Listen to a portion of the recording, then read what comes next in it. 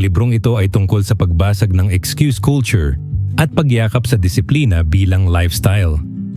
Matututuhan natin kung paano baguhin ang mindset mula pwede na tungo sa best effort, paano bumuo ng tamang habits, at paano labanan ang temptations at distractions. Ang disiplina ay hindi lang personal na tagumpay. May ripple effect ito sa relationships, career, health, at leadership. Sa bawat pahina, makakakuha tayo ng practical na strategies para maging consistent, productive, confident, at higit sa lahat building wealth. Ito ay panawagan, iwan ang excuses, piliin ang effort, at gawing pagkakakilanlan ang disiplina. Chapter 1: The Excuse Culture. Ang likas na ugali ng paggawa ng excuses. Kung tutuusin, halos lahat tayo ay naging bihasa sa paggawa ng excuses. Kapag nahuli sa trabaho, sasabihin natin na traffic kasi. Kapag bumagsak sa exam, hindi kasi maganda ang teacher. Kapag hindi nakapag-exercise, wala kasing oras. Sa unang tingin, parang simpleng paliwanag lang ito para maibsan ang hiya o guilt. Pero kung titignan natin ng mas malalim, ang excuses ay nagiging kultura, isang nakasanayan na paraan ng pag-iwas sa responsibilidad. Bakit nga ba tayo madalas gumagawa ng excuses? Una, dahil natural sa tao ang protektahan ng sarili mula sa kahihiyan o pagkakamali. Ang excuses ay nagsisilbing pananggalang laban sa judgment ng iba. Ikalawa, dahil mas madali itong gawin kaysa harapin ang tunay na problema. Mas magaan sa pakiramdam na sisihin ang external factors kaysa aminin na kulang tayo sa effort o disiplina. Ikatlo, dahil sa takot mabigo, takot mapahiya, takot na hindi sapat. Ang takot na ito ay nagbubunga ng mga dahilan na pumipigil sa atin para kumilos ng buong tapang. Common excuses sa work, school, at personal life. Kung iisa-isahin natin, makikita natin na halos pare-pareho ang mga excuses na ginagamit sa iba't ibang aspeto ng buhay. Sa trabaho, traffic kasi. Hindi ko pa natatanggap ang email. Wala kasing malinaw na instructions. Hindi ko kaya kasi kulang ang resources. Sa eskwela, hindi kasi magaling magturo ang prof. Ang hirap ng exam, hindi ko talaga maintindihan. Busy kasi ako sa ibang subjects. Hindi ko nagawa kasi walang internet. Sa personal life, wala akong oras mag-exercise. Hindi ko kaya kasi kulang sa budget. Hindi pa ako ready. Saka na lang kapag may mood. Kung mapapansin natin, karamihan sa excuses ay nakatuon sa external factors. Oras, tao, sitwasyon, resources. Bihira tayong umamin na ang tunay na dahilan ay kakulangan sa disiplina o effort. Ang ganitong mindset ay nagiging hadlang sa ating paglago. The hidden cost of excuses, lost time, lost opportunities. Ang pinakamalaking problema sa excuses ay hindi lang ang immediate effect nito, kundi ang long-term consequences. Kapag palagi tayong gumagawa ng dahilan, unti-unti tayong nawawalan ng oras, oportunidad, at tiwala sa sarili. Lost time. Ang bawat excuse ay katumbas ng nawalang oras. Kapag sinabi mong bukas na lang, ibig sabihin ay ipinagpaliban mo ang dapat mong gawin ngayon. Ang oras na lumipas ay hindi na maibabalik. Kung palaging bukas ang sagot, darating ang panahon na wala ka ng oras para sa mga pangarap mo. Lost opportunities. Ang excuses ay parang pinto na kusang nagsasara. Kapag hindi ka nag-apply sa trabaho dahil baka hindi ka qualified, nawalan ka ng pagkakataon na matuto o makapasok. Kapag hindi ka sumali sa competition dahil baka matalo, nawalan ka ng chance na ma-expose sa mas malaking mundo. Ang bawat excuse ay nagtatanggal ng posibilidad na magtagumpay. Lost confidence. Kapag paulit-ulit kang gumagawa ng excuses, unti-unti mong pinapaniwala ang sarili mo na hindi mo kaya. Ang excuses ay nagiging self-fulfilling prophecy. Kapag lagi mong sinasabi na wala akong oras, darating ang panahon na kahit may oras ka, hindi mo nagagamitin dahil naniniwala ka na wala talaga. Excuses as a cultural norm. Hindi lang ito personal na problema. Ito ay nagiging bahagi ng kultura.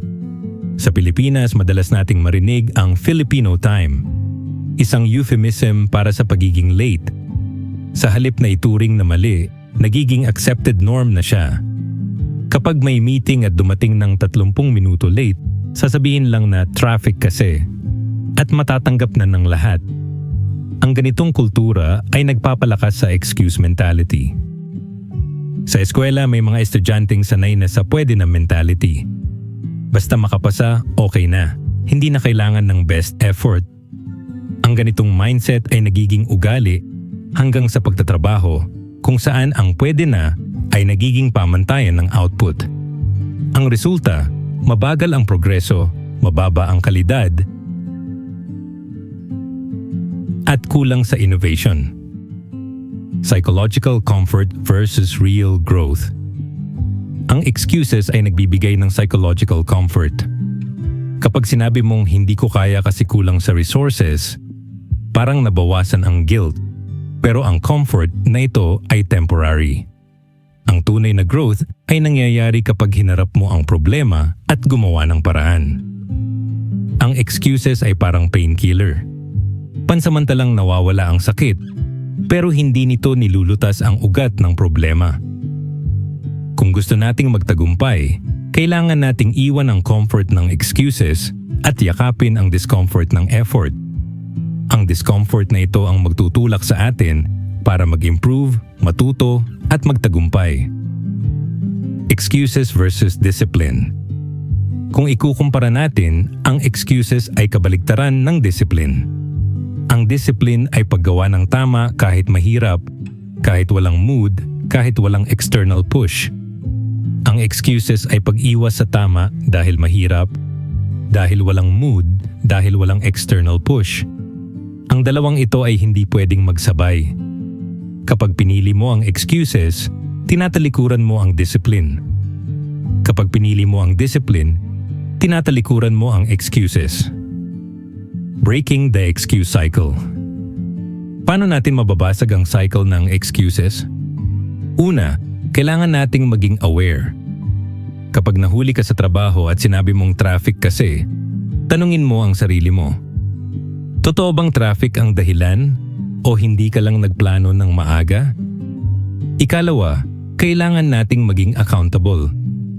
Kapag bumagsak ka sa exam, aminin mong kulang ang review mo. Hindi lang dahil mahirap ang test. Ikatlo, kailangan nating palitan ang excuses ng action.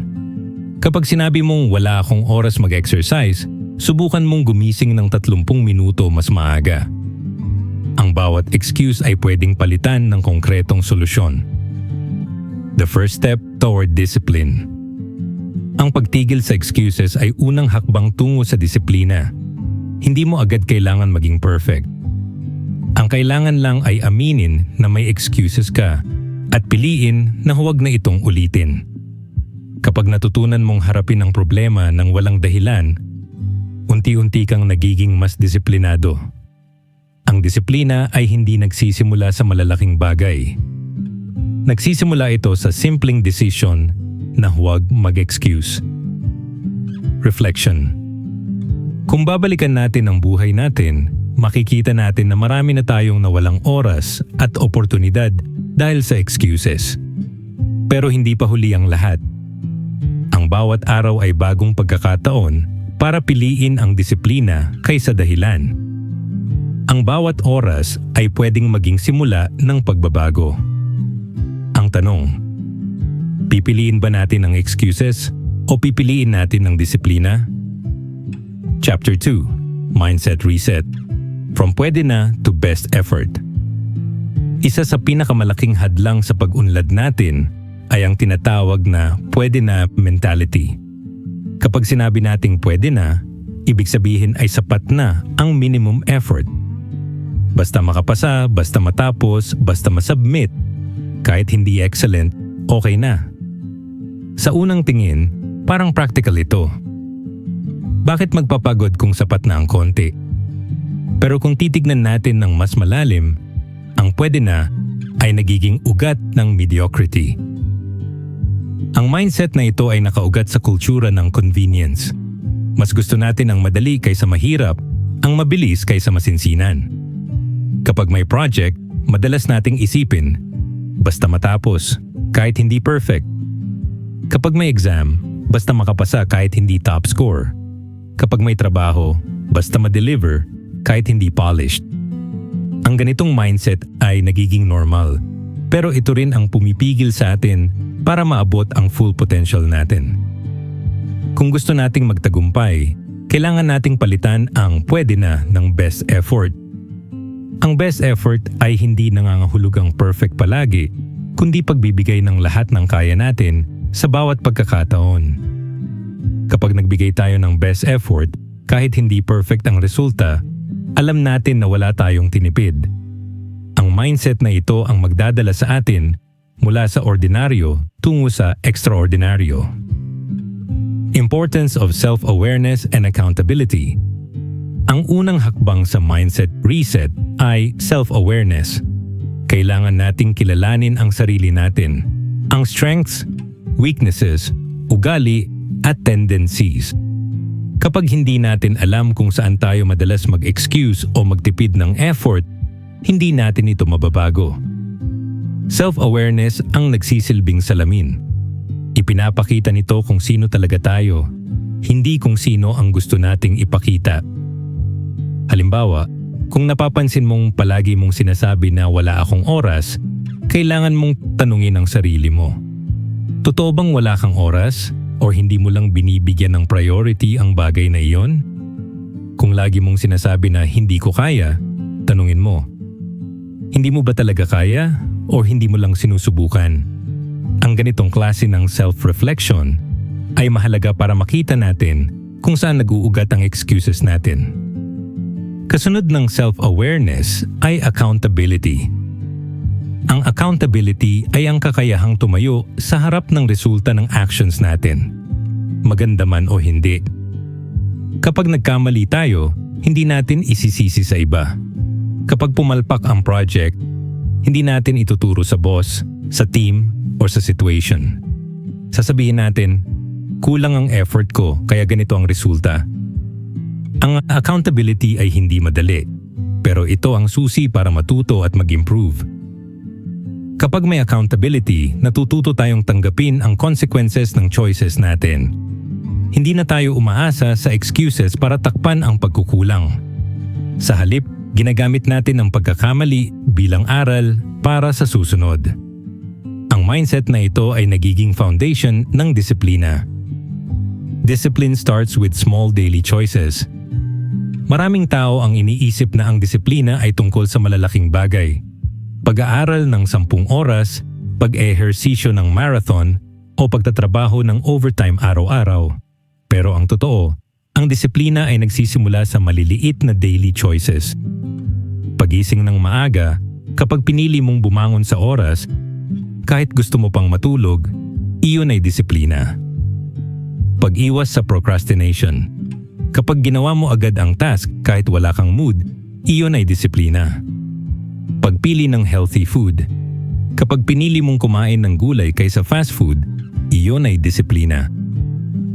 Pag-aaral kahit walang exam. Kapag nagbasa ka para lang matuto, iyon ay disiplina. Ang mga dilits na choices na ito ay parang bricks na bumubuo ng malaking building. Kapag araw-araw kang pumipili ng tama, unti-unti kang nagiging mas disiplinado. Hindi mo agad makikita ang resulta, pero sa paglipas ng panahon, makikita mo na mas productive ka, mas confident, at mas malapit sa goals mo. Shifting mindset through awareness. Ang mindset reset ay hindi instant.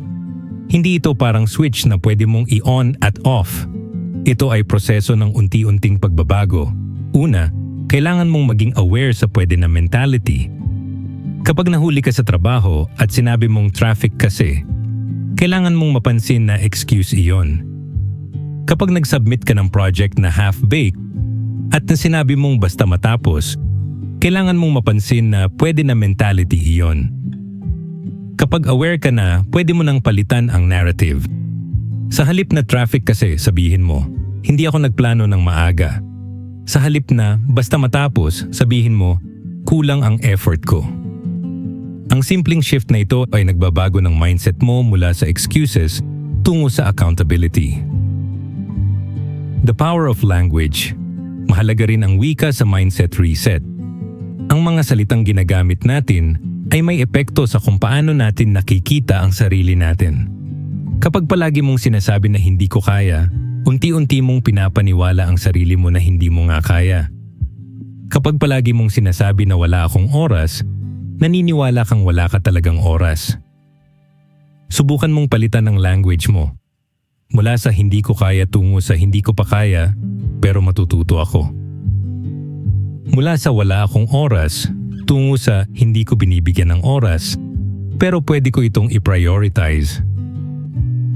Mula sa pwede na, tungo sa best effort.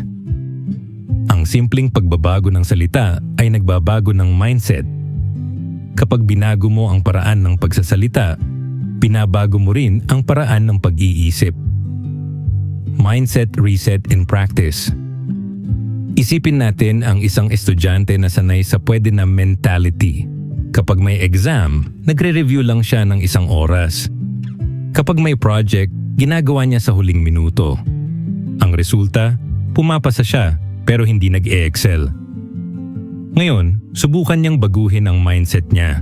Sa halip na pwede na, gagawin niyang best effort. Magre-review siya ng 3 oras, gagawa ng project ng mas maaga, at magbibigay ng polished output. Ang resulta, hindi lang siya pumapasa kundi nagiging top performer. Ang simpleng shift sa mindset ay nagbubunga ng malaking pagbabago sa resulta. Discipline as identity. Ang ultimate goal ng mindset reset ay gawing identity ang disiplina. Kapag sinabi mong, ako ang taong may disiplina, hindi na ito tungkol sa specific actions lang. Ito ay tungkol sa kung sino ka. Kapag disiplina ang identity mo, automatic na ang choices mo ay aligned sa disiplina. Hindi mo na kailangan ng external motivation dahil internal na ang drive mo. Kapag may temptation na mag-procrastinate, sasabihin mo, hindi ako ganong tao. Kapag may chance na mag-excuse, sasabihin mo, hindi ako gumagawa ng dahilan. Kapag disiplina ang identity mo, hindi mo na kailangan pilitin ang sarili mo. Natural na sa iyo ang paggawa ng tama. Reflection. Kung babalikan natin, makikita natin na ang mindset reset ay hindi tungkol sa biglaang pagbabago. Ito ay tungkol sa awareness, accountability, at maliliit na daily choices. Kapag natutunan natin na palitan ang pwede na ng best effort, kapag natutunan natin na tanggapin ang consequences ng actions natin, at kapag natutunan natin na gawing identity ang disiplina, unti-unti nating mababago ang buhay natin. Ang tanong ngayon, handa ba tayong iwan ang comfort ng excuses at yakapin ang discomfort ng effort? Handa ba tayong palitan ang pwede na ng best effort? Kung oo, ito na ang simula ng tunay na disiplina. Chapter 3. Building Habits, Breaking Excuses. The Science of Habit Formation. Kung gusto nating talagang mabago ang buhay natin, hindi sapat ang motivation lang. Motivation ay parang apoy. Mabilis na sumiklab pero mabilis ding mawala. Ang tunay na susi ay habit formation. Kapag ang isang bagay ay naging habit, hindi mo na kailangan ng matinding motivation para gawin ito. Automatic na siyang bahagi ng araw mo. Ayon sa behavioral science, ang habit ay nabubuo sa pamamagitan ng cue, routine, at reward. Cue, trigger. Ito ang nagsisimula ng habit. Halimbawa, kapag narinig mo ang alarm clock, iyon ang cue para bumangon. Routine, action. Ito ang mismong ginagawa mo. Kapag bumangon ka agad at nag-exercise, iyon ang routine. Reward, result. Ito ang nagbibigay ng satisfaction. Kapag naramdaman mong energized ka matapos mag-exercise, iyon ang reward. Kapag paulit-ulit mong inuulit ang cycle na ito, unti-unti itong nagiging automatic. Ang cue ay nagtitrigger ng routine. At ang reward ay nagiging dahilan para ulitin mo ito. Sa paglipas ng panahon, hindi mo na kailangan pilitin ang sarili mo. Habit na siya. Excuses versus habits. Kung titingnan natin, ang excuses ay kabaligtaran ng habits. Ang excuses ay immediate response para umiwas sa discomfort. Kapag sinabi mong wala akong oras, iyon ay excuse para hindi mag-exercise. Kapag sinabi mong hindi ko kaya, iyon ay excuse para hindi mag-aral. Ang habits naman ay paraan para gawing automatic ang tamang choices. Kapag habit mo na ang mag-exercise tuwing umaga, hindi mo na iniisip kung may oras ka o wala. Kapag habit mo na ang magbasa bago matulog, hindi mo na iniisip kung kaya mo o hindi. Ang habits ay nagtatanggal ng excuses dahil hindi mo na kailangan magdesisyon araw-araw. Practical steps to replace bad habits with disciplined routines. Kung gusto nating basagin ang excuses, kailangan nating palitan ang bad habits ng disciplined routines. Narito ang ilang practical steps. Identify the cue of bad habits. Halimbawa, kung habit mo ang mag-scroll sa social media bago matulog, ang cue ay ang paghawak ng phone sa kama. Kapag na-identify mo ang cue, pwede mo itong palitan ng ibang routine. Replace the routine, not just remove it.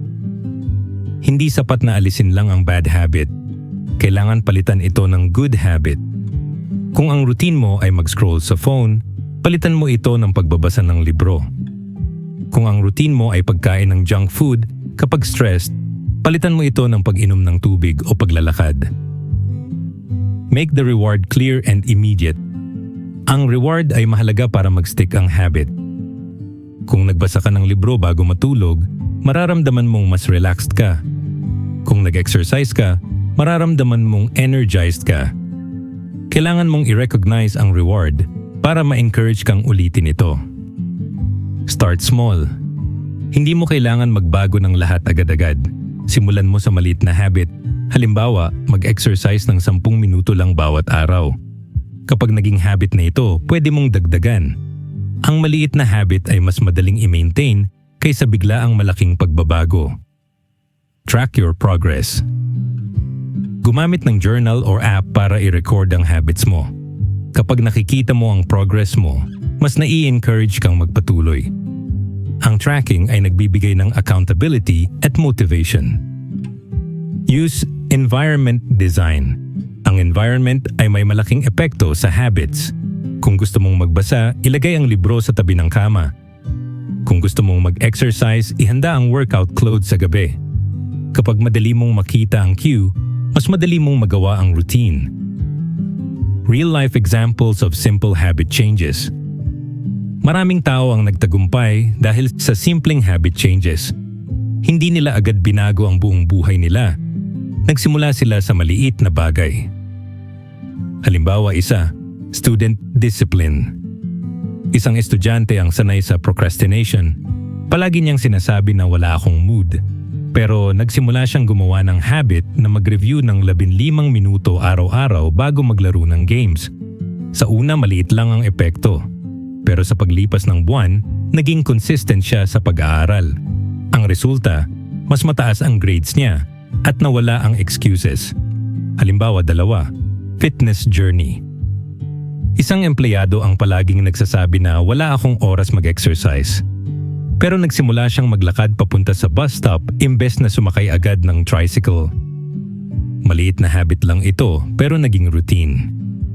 Sa kalaunan, nadagdagan ng 20 minutong workout sa umaga. Ang simpleng habit change ay nagdala ng mas malusog na lifestyle.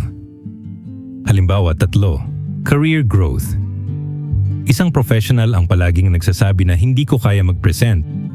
Pero nagsimula siyang gumawa ng habit na mag-practice ng 5 minuto sa harap ng salamin araw-araw.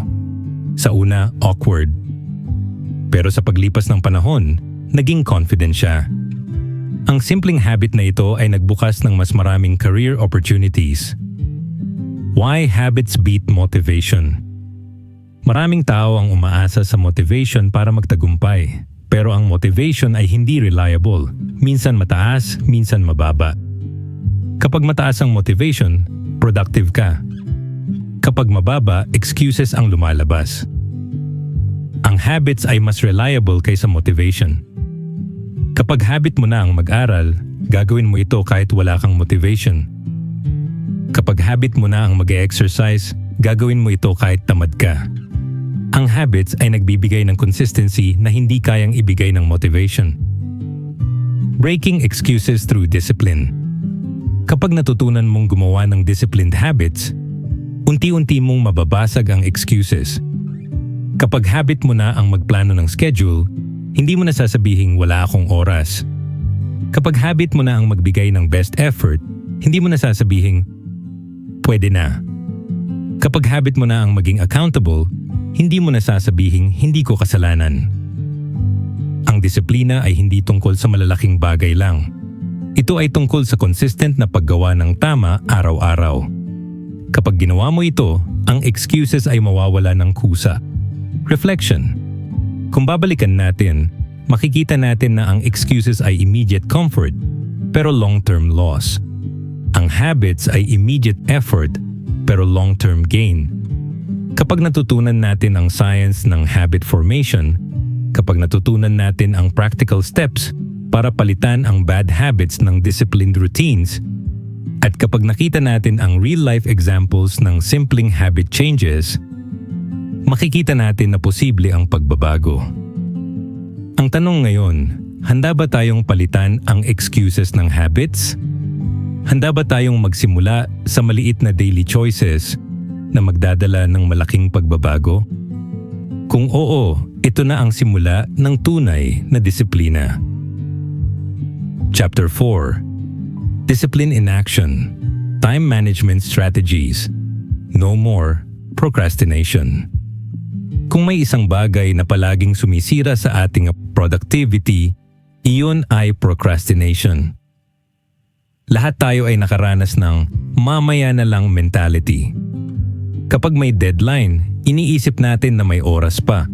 Kapag may task, inuuna natin ang mas madali o mas masaya. Ang resulta, nagiging last minute ang lahat at bumababa ang kalidad ng output. Ang unang hakbang para labanan ang procrastination ay time management. Hindi sapat na alam mo kung ano ang gagawin.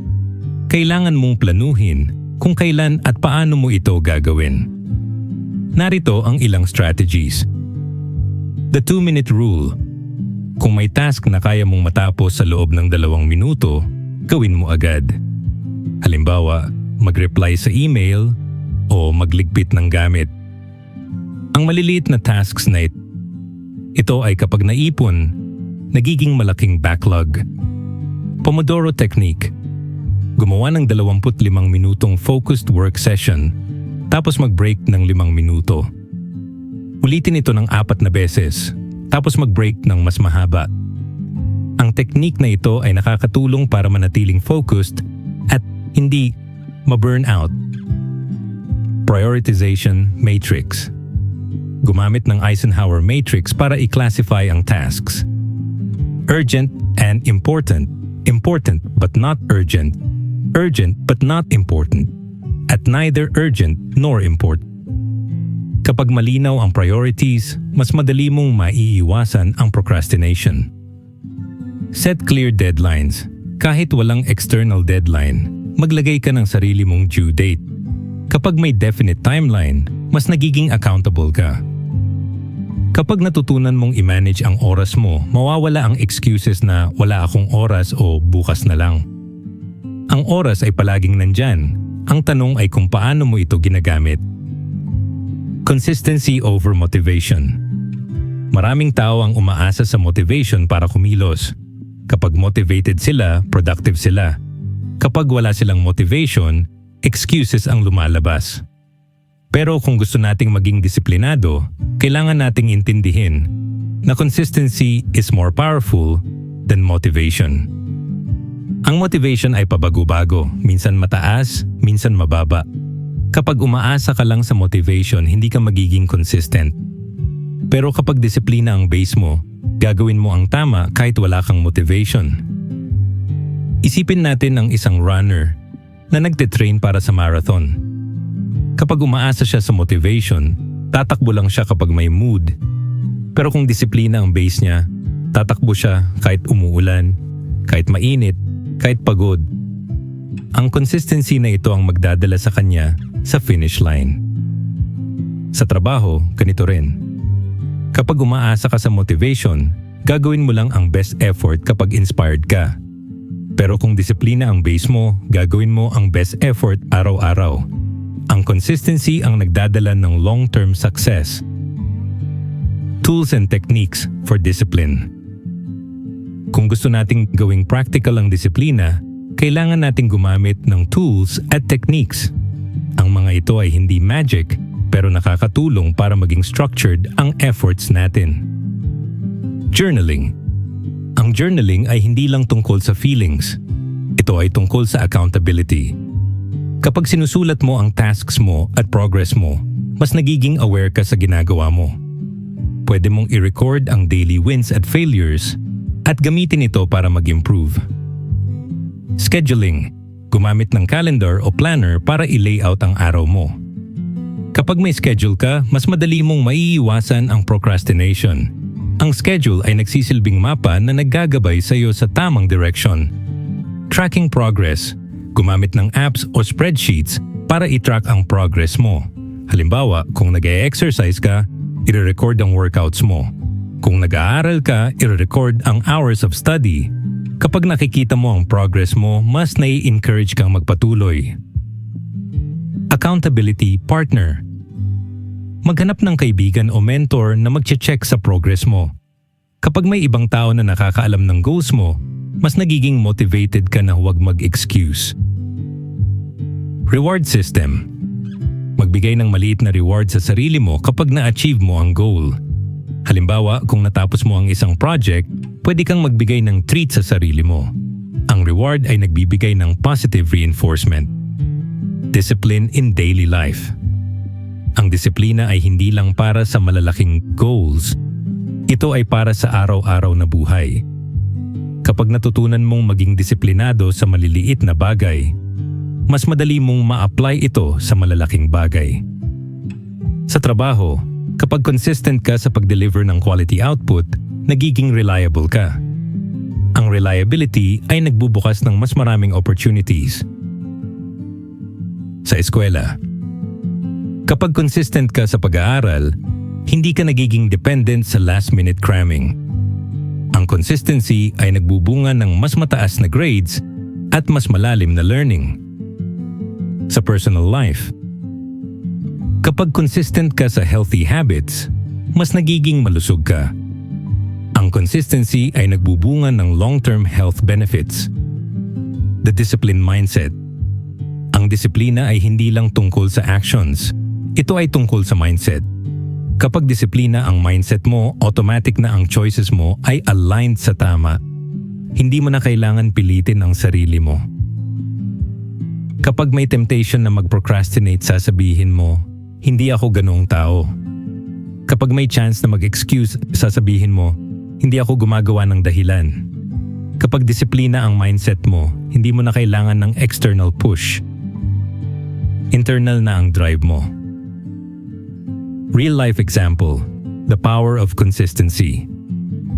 Isipin natin ang isang empleyado na palaging late sa trabaho. Ang excuse niya ay traffic kasi. Pero nagsimula siyang gumising ng mas maaga at magplano ng ruta. Sa una, mahirap. Pero sa paglipas ng panahon, naging habit na niya ang pag-alis ng maaga. Ang resulta, hindi na siya late at mas naging productive siya. Ang simpleng consistency na ito ay nagbago ng perception ng boss at colleagues niya. Mula sa pagiging unreliable, naging dependable siya. Ang disiplina sa oras ay nagbukas ng mas maraming career opportunities. Reflection. Kung babalikan natin, makikita natin na ang disiplina ay hindi abstract concept. Ito ay practical, actionable, at applicable sa araw-araw. Kapag natutunan natin ang time management strategies, kapag pinili natin ang consistency kaysa motivation, at kapag gumamit tayo ng tools at techniques para maging structured ang efforts natin, makikita natin na posible ang pagbabago. Ang tanong ngayon, handa ba tayong gawing lifestyle ang disiplina? Handa ba tayong iwan ang excuses at yakapin ang consistency? Kung oo, ito na ang simula ng tunay na success. Chapter 5: Overcoming Temptations and Distractions. The modern battlefield, social media, procrastination, and instant gratification. Kung tutuusin, ang pinakamalaking kalaban ng disiplina sa panahon ngayon ay hindi na gutom o kahirapan, kundi temptations at distractions.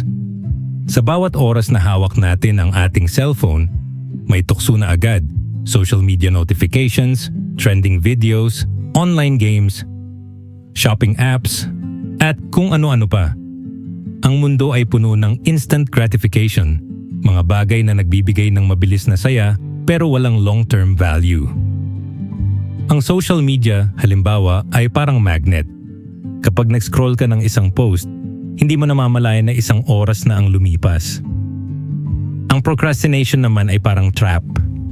Kapag sinabi mong mamaya na lang, nagiging habit ito hanggang sa wala ka nang natapos.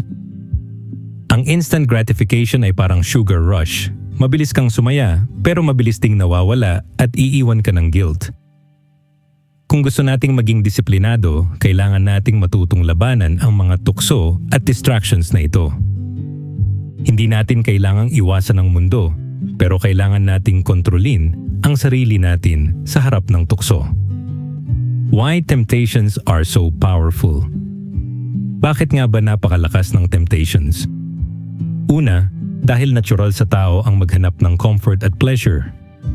Ang utak natin ay wired para piliin ang madali kaysa mahirap, ang masaya kaysa boring. Kapag may choice na mag-aral o mag-scroll sa TikTok, mas madali at mas masaya ang TikTok. Ikalawa, dahil ang temptations ay laging accessible. Hindi mo na kailangan lumabas ng bahay para ma-distract. Nasa bulsa mo na ang cellphone, nasa harap mo na ang TV, nasa isang click na lang ang shopping site. Ang accessibility na ito ay nagpapalakas sa temptations. Ikatlo, dahil ang temptations ay nagbibigay ng immediate reward. Kapag nag-scroll ka sa social media, may dopamine hit agad. Kapag kumain ka ng junk food, may instant pleasure agad. Ang discipline naman ay delayed reward. Kapag nag-aral ka, mararamdaman mo ang reward sa exam pa. Kapag nag-exercise ka, mararamdaman mo ang reward sa katawan mo weeks later. Ang immediate reward ng temptations ay mas nakakaakit kaysa delayed reward ng discipline. How to say no without guilt. Isa sa pinakamahirap na bahagi ng disiplina ay ang pagsabi ng no. Kapag may kaibigan na nagyaya ng gala pero may deadline ka, mahirap magsabi ng hindi. Kapag may party pero kailangan mong mag-aral, mahirap magsabi ng pass. Pero kung gusto nating maging disiplinado, kailangan nating matutong magsabi ng no nang walang guilt. Narito ang ilang paraan. Reframe your no as a yes to something bigger. Kapag sinabi mong no sa gala, isipin mo na nagsabi ka ng yes sa mas mataas na grade. Kapag sinabi mong no sa party, isipin mo na nagsabi ka ng yes sa mas magandang future. Ang no ay hindi rejection. Ito ay redirection. Be honest and direct. Hindi mo kailangan gumawa ng excuses. Sabihin mo lang, may deadline ako kaya hindi ako makakasama. Kapag honest ka, mas naiintindihan ng tao ang decision mo. Practice small no's. Simulan mo sa maliliit na bagay. Kapag may temptation na mag-scroll ng 10 minuto, sabihin mong no. Kapag may temptation na kumain ng junk food, sabihin mong no. Kapag nasanay ka sa maliliit na no, mas madali mong masabi ang malalaking no. Remember your identity. Kapag disiplina ang identity mo, hindi mo na kailangan mag-guilty. Kapag sinabi mong ako ang taong may disiplina, ang no ay natural na choice. Creating a disciplined supportive environment. Ang environment ay may malaking epekto sa disiplina. Kahit gaano ka ka-determined, kung ang paligid mo ay puno ng temptations, mahihirapan ka. Kaya kailangan mong i-design ang environment mo para suportahan ang disiplina. Remove temptations from sight. Kung gusto mong mag-focus sa trabaho, ilayo ang cellphone. Kung gusto mong mag-diet, huwag mag-stock ng junk food sa bahay. Kapag wala sa paningin ang temptation, mas madali itong iwasan. Add cues for good habits. Kung gusto mong mag-exercise, ihanda ang workout clothes sa gabi. Kung gusto mong magbasa, ilagay ang libro sa tabi ng kama. Kapag madali mong makita ang cue, mas madali mong gawin ang habit. Surround yourself with disciplined people. Ang mga tao sa paligid mo ay may malaking epekto sa habits mo.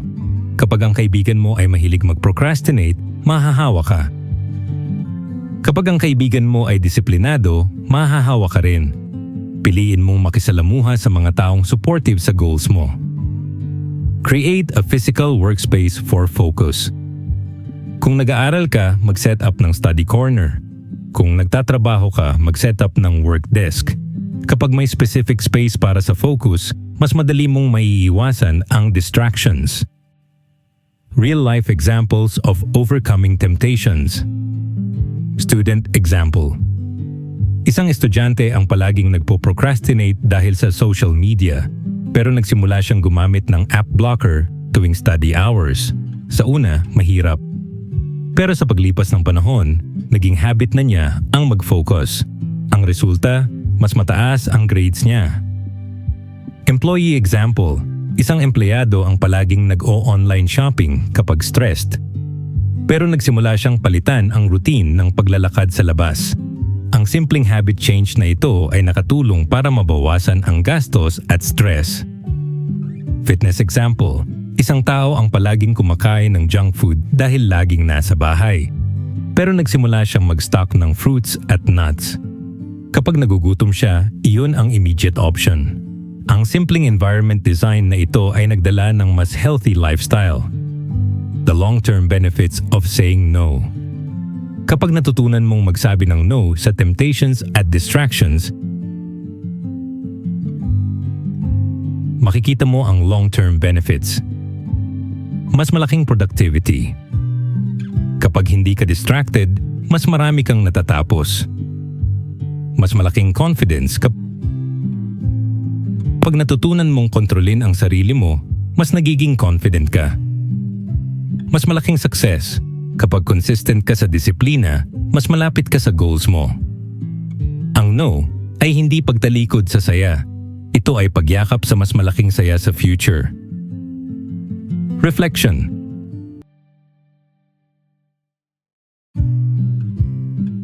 Kung babalikan natin, makikita natin na ang temptations at distractions ay natural na bahagi ng buhay. Hindi natin sila kayang alisin, pero kaya natin silang kontrolin. Kapag natutunan nating magsabi ng no ng walang guilt, kapag natutunan nating i-design ang environment natin para suportahan ang disiplina, at kapag natutunan nating palitan ang bad routines ng good habits, makikita natin na posible ang pagbabago. Ang tanong ngayon, handa ba tayong iwan ang instant gratification para sa long-term success? Handa ba tayong magsabi ng no sa temptations para makapagsabi ng yes sa mas magandang future? Kung oo, ito na ang simula ng tunay na disiplina. Chapter 6. The Ripple Effect of Discipline. Discipline beyond the self. Kapag naririnig natin ang salitang disiplina, madalas iniisip natin ito bilang personal na bagay, pagiging masipag, pagiging consistent, o pag-iwas sa procrastination. Pero kung titignan natin ng mas malalim, ang disiplina ay hindi lang nakakaapekto sa sarili. Ito ay may ripple effect na umaabot sa relationships, career, health, at maging sa leadership. Ang bawat maliit na act of discipline ay parang bato na inihulog sa tubig. Lumilikha ng alon na umaabot sa mas malayo kaysa inaakala natin. Discipline in relationships. Una, tingnan natin ang relationships. Kapag disiplinado ka, hindi lang ikaw ang nakikinabang, pati ang mga tao sa paligid mo. Consistency builds trust. Kapag palagi kang on time, palagi kang tumutupad sa pangako at palagi kang reliable, nagkakaroon ng tiwala ang mga tao sa iyo. Ang trust ay pundasyon ng anumang relasyon at ang disiplina ang nagbubuo nito. Respect through effort. Kapag pinapakita mong may effort ka sa relasyon, sa simpleng bagay tulad ng paglalaan ng oras o pag-iwas sa distractions habang kausap ang mahal mo sa buhay, nagiging tanda ito ng respeto. Ang disiplina sa oras at attention ay nagpapalalim ng connection. Conflict management. Kapag may disiplina ka sa emotions, mas madali mong ma-handle ang conflicts. Hindi ka agad nagagalit, hindi ka agad nagre-react. Ang emotional discipline ay nagbubunga ng mas maayos na communication. Isipin natin ang isang magulang na disiplinado sa oras. Kapag consistent siyang naglalaan ng oras para sa anak, lumalaki ang bata na may sense of security. Ang simpleng disiplina ng magulang ay nagbubunga ng mas matibay na relasyon sa pamilya. Discipline in career. Sa career, ang disiplina ay isa sa pinakamahalagang traits na hinahanap ng employers at leaders. Reliability. Kapag disiplinado ka sa deadlines, nagiging reliable ka. Ang reliability ay nagbubukas ng mas maraming opportunities. Quality output. Kapag disiplinado ka sa effort, hindi ka nagsisettle sa pwede na. Ang best effort mo ay nagbubunga ng mas mataas na kalidad ng trabaho. Growth mindset. Kapag disiplinado ka sa learning, palagi kang nag-i-invest sa skills mo. Ang continuous learning ay nagbubunga ng career growth. Isang empleyado na palaging late at palaging may excuses ay nagiging liability. Pero isang empleyado na disiplinado sa oras, effort, at learning ay nagiging asset. Ang disiplina ay hindi lang nakakaapekto sa performance, nakakaapekto rin ito sa perception ng boss at colleagues. Discipline in health. Ang health ay isa sa pinakamalinaw na aspeto kung saan nakikita ang ripple effect ng disiplina. Physical health. Kapag disiplinado ka sa diet at exercise, mas nagiging malusog ka. Ang simpleng habit ng pag-iwas sa junk food at pag-eehersisyo araw-araw ay nagbubunga ng long-term health benefits. Mental health. Kapag disiplinado ka sa rest at mindfulness, mas nagiging stable ang mental health mo. Ang simpleng habit ng pagtulog ng sapat na oras ay nagbubunga ng mas malinaw na pag-iisip. Preventive care. Kapag disiplinado ka sa check-ups at self-care, mas naiiwasan ang malalaking problema. Isipin natin ang isang tao na disiplinado sa exercise. Sa una, maliit lang ang epekto, mas energized siya. Pero sa paglipas ng taon, mas malusog siya, mas productive, at mas confident. Ang simpleng disiplina sa katawan ay nagbubunga ng mas magandang buhay. Discipline as a leadership trait. Kung gusto mong maging leader, hindi sapat ang charisma o vision. Kailangan mo ng disiplina. Leading by example. Kapag disiplinado ka, nagiging role model ka. Ang team mo ay mas nai-inspire kapag nakikita nilang consistent ka. Decision making. Kapag disiplinado ka sa pag-analyze ng data at pag-iwas sa impulsive decisions, mas nagiging effective ang leadership mo. Accountability. Kapag disiplinado ka sa pagtanggap ng responsibility, mas nagiging credible ka. Ang accountability ay pundasyon ng leadership. Isang leader na walang disiplina ay nagiging inconsistent, unreliable, at untrustworthy. Pero isang leader na disiplinado ay nagiging inspiration.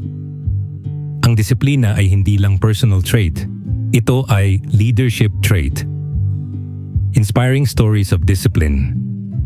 Maraming tao ang nagtagumpay dahil sa disiplina.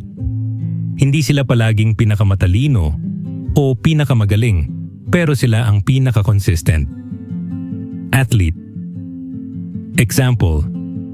Isang runner ang nagsimula sa simpleng habit ng pagtakbo ng 5 kilometro araw-araw. Sa una walang nakapansin. Pero sa paglipas ng taon, naging champion siya. Ang disiplina sa training ang nagdala sa kanya sa tagumpay. Entrepreneur example. Isang negosyante ang nagsimula sa maliit na tindahan. Sa halip na mag-excuse na wala akong kapital, naging disiplinado siya sa pag-budget at pag-manage ng resources. Sa paglipas ng panahon, lumaki ang negosyo niya. Student example. Isang estudyante ang palaging nagsasabi na hindi ko kaya. Pero nagsimula siyang mag-aral ng 30 minuto araw-araw. Sa una, maliit lang ang epekto. Pero sa paglipas ng taon, naging top student siya. Ang mga inspiring stories na ito ay nagpapakita na ang disiplina ay mas mahalaga kaysa talent or luck. Ang consistent effort ay nagbubunga ng extraordinary results. The ripple effect in society. Kung titignan natin ng mas malawak, ang disiplina ay may epekto rin sa society.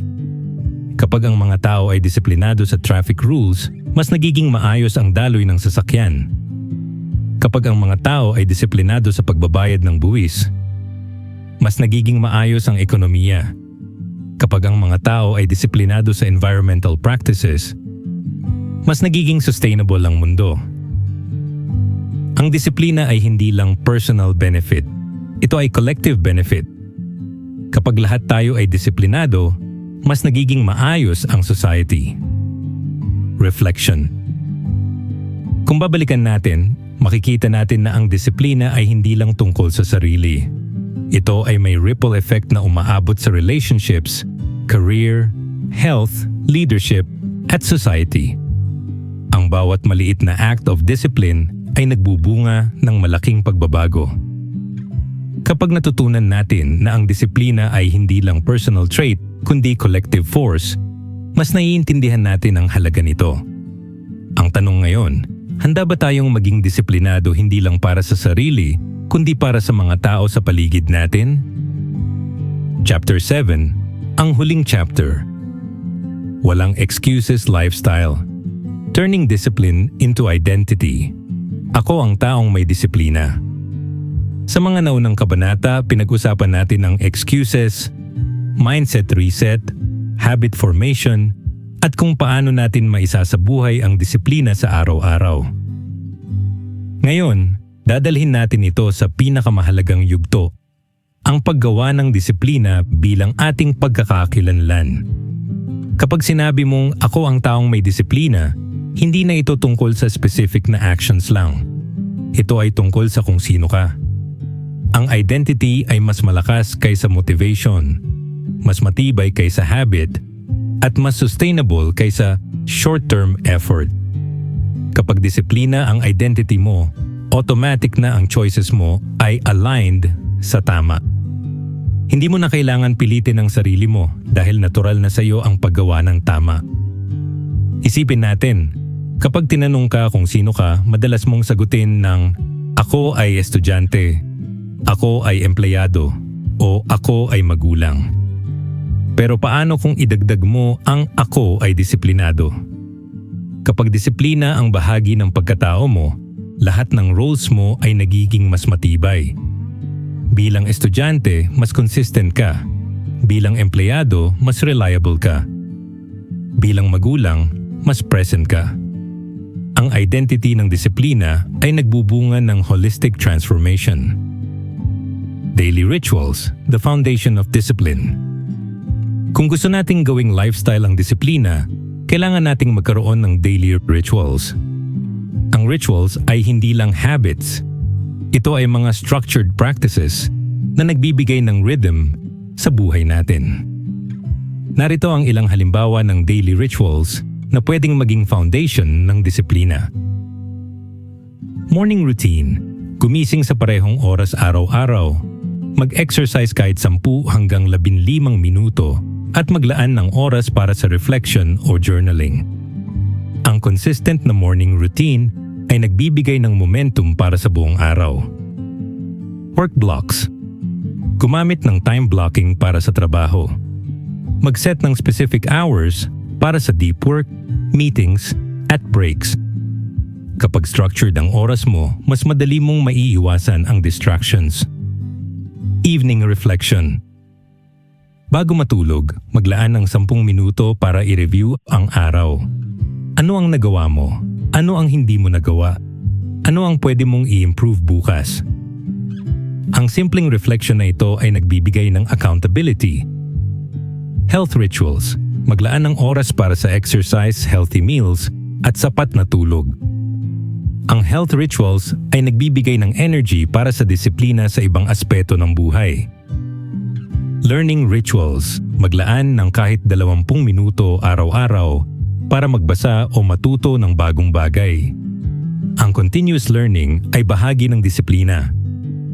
Kapag ang rituals na ito ay naging consistent, nagiging backbone sila ng lifestyle ng disiplina. Hindi mo na kailangan mag-isip kung gagawin mo sila. Automatic na sila dahil bahagi na sila ng araw mo. Long-term vision, discipline as a compass. Ang disiplina ay hindi lang tungkol sa daily rituals. Ito ay tungkol din sa long-term vision. Kapag may malinaw kang vision, mas madali mong i-align ang disiplina mo. Ang vision ay nagsisilbing compass na nagtuturo kung saan ka pupunta. Halimbawa, kung ang vision mo ay maging successful entrepreneur, ang disiplina mo ay mag-aaral ng business skills, mag-iipon ng capital, at magtatayo ng negosyo. Kung ang vision mo ay maging healthy at fit, ang disiplina mo ay mag-ehersisyo, kakain ng tama, at magpapahinga ng sapat. Kung ang vision mo ay maging mabuting magulang, ang disiplina mo ay maglalaan ng oras para sa pamilya, magpapakita ng patience, at magbibigay ng guidance. Kapag malinaw ang vision mo, ang disiplina ay nagiging mas madali. Hindi na siya abstract, nagiging practical siya dahil may direksyon. Ang vision ay nagbibigay ng dahilan kung bakit ka nagiging disiplinado. The lifestyle shift, from excuses to discipline. Ang lifestyle ng walang excuses, just discipline, ay hindi tungkol sa pagiging perfect. Ito ay tungkol sa pagiging consistent. Kapag may temptation na mag-excuse, pipiliin mong huwag. Kapag may chance na mag-procrastinate, pipiliin mong kumilos. Kapag may pagkakataon na magtipid ng effort, pipiliin mong magbigay ng best effort. Ang shift na ito ay hindi instant. Sa una mahirap, pero sa paglipas ng panahon, nagiging natural na siya. Kapag nasanay ka na sa disiplina, ang excuses ay nawawala ng kusa. Ang lifestyle ng disiplina ay nagiging default mode mo. The benefits of a no excuses lifestyle. Kapag natutunan mong gawing lifestyle ang disiplina, makikita mo ang mga benefits. Mas malaking productivity. Kapag wala kang excuses, mas marami kang natatapos. Mas malaking confidence. Kapag consistent ka sa disiplina, mas nagiging confident ka sa sarili mo. Mas malaking success. Kapag disiplina ang lifestyle mo, mas malapit ka sa goals mo. Mas malaking influence. Kapag disiplina ang identity mo, mas nai-inspire ang ibang tao. Ang no excuses lifestyle ay hindi lang personal benefit, ito ay collective benefit. Kapag lahat tayo ay disiplinado, mas nagiging maayos ang society. Real-life example, the transformation of discipline. Isipin natin ang isang tao na palaging gumagawa ng excuses. Kapag late siya, sasabihin niyang traffic kasi. Kapag bumagsak siya sa exams, sasabihin niyang mahirap ang test. Kapag hindi siya nag-exercise, sasabihin niyang wala akong oras. Pero nagsimula siyang mag-shift sa lifestyle ng disiplina. Gumising siya ng mas maaga para maiwasan ang traffic. Naglaan siya ng oras para mag-review. Nag-set siya ng schedule para sa exercise. Sa una mahirap, pero sa paglipas ng panahon, naging natural na sa kanya ang disiplina. Ang resulta, mas productive siya, mas confident, at mas successful. Ang simpleng shift mula excuses tungo sa disiplina ay nagbago ng buong buhay niya. Call to action. Living a life of no excuses, just discipline. Ngayon, nasa harap natin ang pinakamahalagang tanong. Handa ba tayong gawing lifestyle ang disiplina? Handa ba tayong iwan ng excuses at yakapin ang consistency? Ang call to action ay simple. Simulan natin ngayon. Hindi bukas, hindi sa susunod na linggo, hindi kapag ready na tayo. Ngayon. Ang bawat araw ay bagong pagkakataon para piliin ang disiplina kaysa excuses. Ang ang bawat oras ay pwedeng maging simula ng pagbabago. Kapag sinabi mong ako ang taong may disiplina, hindi lang ito salita. Ito ay commitment. Commitment na gagawin mo ang tama kahit mahirap, kahit walang mood, kahit walang external push. Commitment na hindi ka gagawa ng excuses. Commitment na gagawin mo ang best effort mo sa lahat ng bagay. Reflection. Kung babalikan natin ang buong journey, makikita natin na nagsimula tayo sa pag-unawa sa excuses, nag-shift sa mindset reset, nag-build ng habits, nag-apply ng discipline in action, nag-overcome ng temptations, at nakita ang ripple effect ng disiplina. Ngayon, nasa huling yugto na tayo, ang paggawa ng disiplina bilang lifestyle. Ang walang excuses, just discipline, ay hindi lang motto. Ito ay paraan ng pamumuhay. Kapag natutunan natin ito, hindi lang natin binabago ang sarili natin, binabago natin ang mundo sa paligid natin. Paki-like ang video ito kung bakit nagustuhan ninyo. Mag-comment sa baba kung ano ang natutunan nyo dito. At tayo na para may sa mga iba pang content like this, mag-subscribe kayo sa ating YouTube channel, ang The Filipino Daily. Maraming salamat.